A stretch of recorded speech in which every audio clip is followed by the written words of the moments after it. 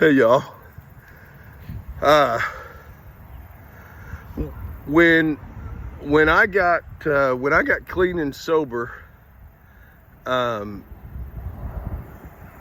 Steve was working with me through the steps.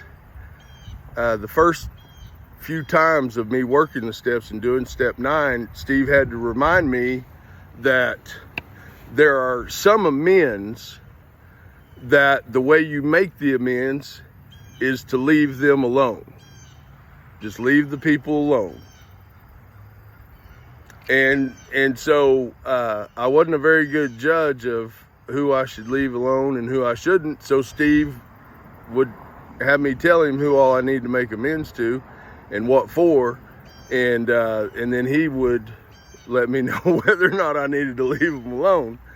And there were some that I wish I'd have left alone, that wasn't on the list to leave alone, but I wish I would have left them alone. But I say all that because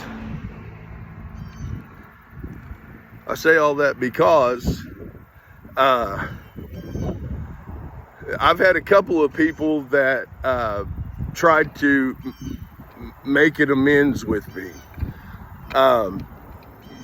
Now, fortunately for me, I was able to recognize that they were there for more than making an amends with me. So both of those people clumsily broke their nose.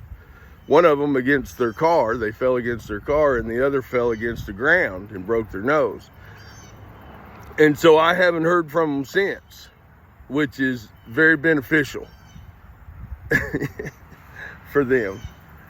And so, but there are some amends that are, the way you make amends with them is to leave them alone. And I'm pretty much one of those people. Now, if you steal from me, then we'll take it up with the authorities. That's what they're for. And if you owe me money, I promise you, when I can drive again, I'll come get it. If you don't have it, you can compensate me in signing over something else that's of equal value of the money you owe me. That's the way I do business. So, and fortunately for me, I don't know anybody. So I owe no man nothing except to love him. So that's where I'm at. But if I owed you, I'd come pay you.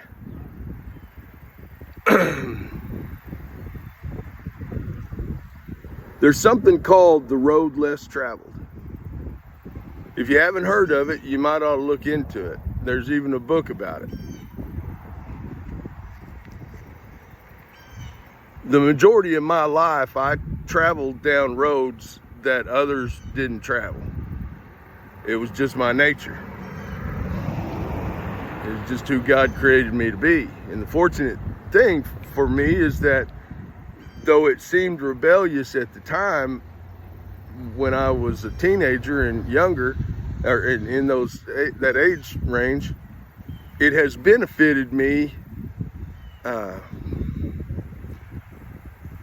not to follow the herd, to dance to my own music, to walk to my own beat of my own drum, and it be God's drum, I believe.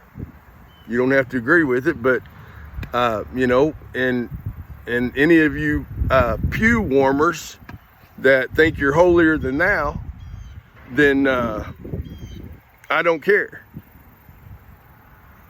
I don't need to be loved by you. I don't need to be loved by you. Here, let me say it one more time for the people in the back row. I don't need to be loved by you. God does a really good job of it. Between God and myself, I'm flowing with love. Can't you tell? Here we are on a Saturday morning. And I'm making sure that you understand that if you owe me an amends, you're better off writing me a letter. If I think you need to apologize to me, I'll come see you. I'll show up and tell you. You can count on it.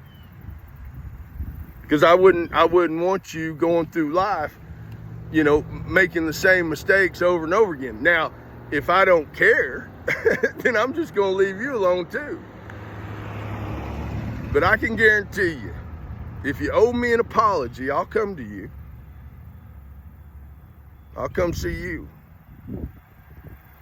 It would not behoove you to come see me. I don't know why, but when people do, they get clumsy. End up breaking their noses. It's an odd thing. Good day.